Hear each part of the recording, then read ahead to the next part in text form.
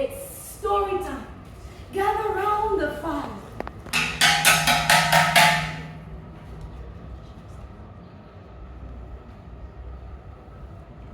Where are you? Sit down and let Granny tell you stories of old. I was an Noreye, Noreye. I was an Noreye, It was night, with a full moon and no stars, and the children sat around the fire asking Granny, what will I be tomorrow? Will I be an artist, a scientist, and which path should I choose? Because Daddy wants me to do something I don't. It was a good thing, because tonight's story would be about somebody. Her name was Ngono. She was as beautiful as the morning sun, and everything that touched her glowed. So listen and know which path to choose. Ngono loved painting. She wanted to be like Leonardo da Vinci, paint something like the Mona Lisa, but not the Mona Lisa, rather painting her own culture, painting the Gonzo and his troubles, building galleries to recount the stories that you and I lived, from slavery to colonization and every single piece of it. So I'm gonna lay in bed that night, watching the fire children, flickering just like the heartbeat of the Ashun rhythms, listening to her own heart going far in time, back to secondary school days, where her art teacher told her, Ngono, the sky is large enough to have all the birds fly in it. You can fly, so don't you relent your efforts. Paint! Paint out your stories. But that was not what her parents had planned. She was supposed to be a scientist, a medical practitioner, and so they enrolled her at the Faculty of Sciences in the university. But that night, she went into her gallery, looked for her painting, because not far away from their home there was a hut, wet as everything you would know, dirty, but all she wanted to do was paint.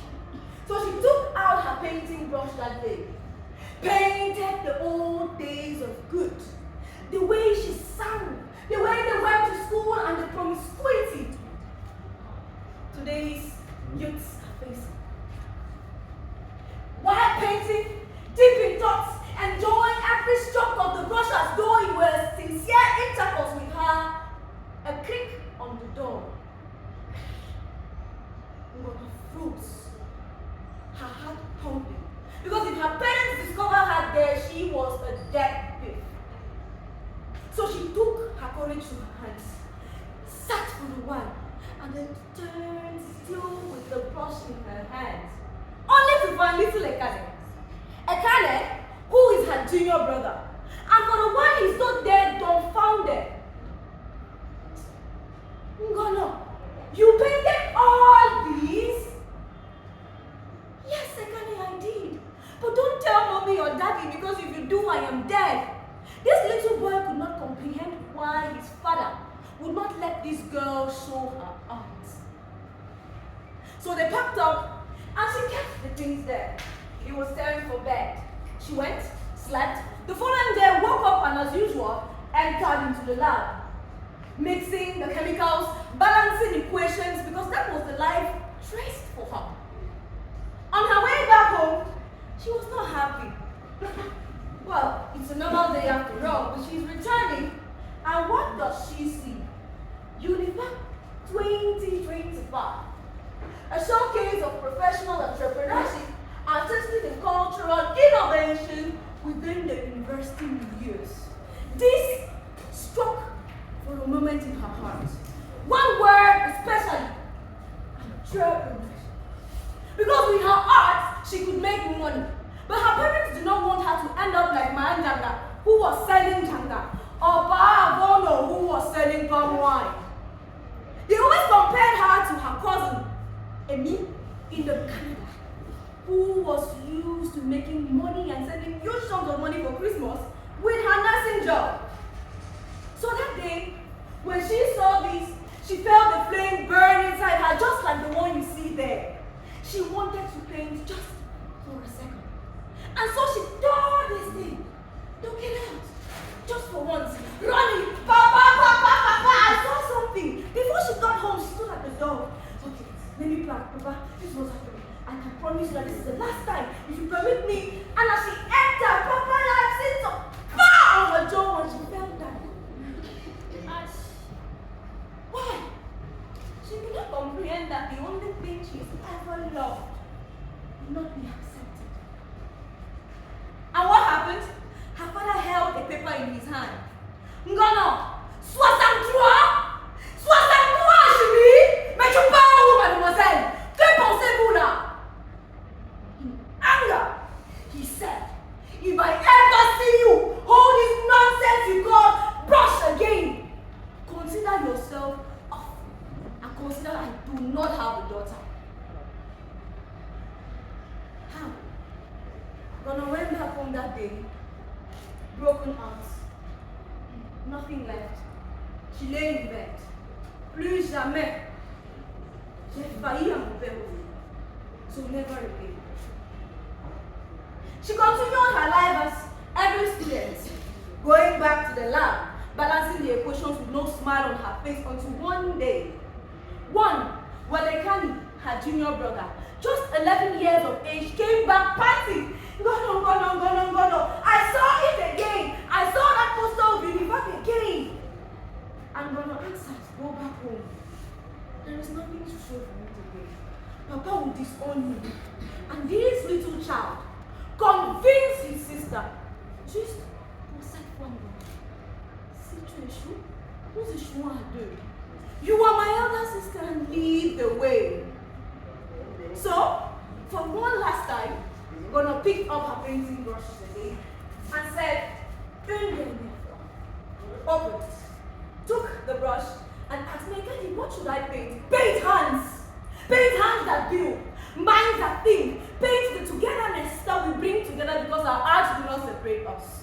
So she packed her little bag, packed everything that she needed, and up she was.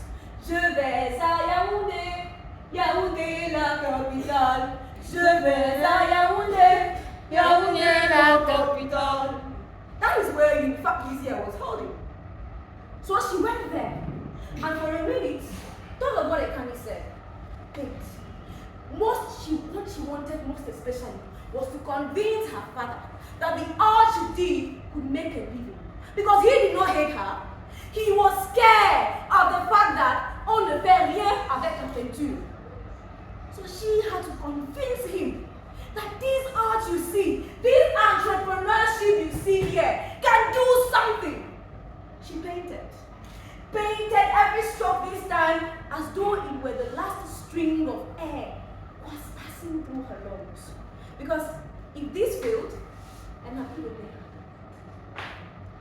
So she took up her painting brushes, painted, and at last, the hands that build, les mains qui construisent.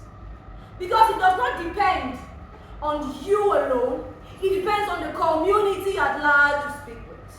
And in fact, she understood that you have to speak with your fellow artists because this is where connections are built. If you have to grow, you grow together. It's a place where dreams turn to reality. And at the end of the day, results were given. Ngono, son, don't ask me about the mixture of names. She's a habit, if I can say so. Crowned champion for Univac in the painting category. Tout le village a vu. Ngono. Even her father, ma fille, bench. Ah, your fille? Weren't you about to disown her? But what is the story, children? Remember that this story could be yours because today she is preparing for a gallery presentation in Milan and another one at the Musée National, where she has painted the slaves who left from Cameroon. She painted the Ngonsok and the story. Do you know about the return of Ngonsok? How? You will see it on the 25th of January 2026 get ready, because you are going to endure it. So, dear children, this is what I tell you. This story is to revive every single emotion in you and tell you that your dreams are valid. Can I hear that? My dreams are valid. My dreams are valid. My dreams are valid. My dreams are valid. So this is our story, and I hope you learn from it. I was an oreya, I was an oreya,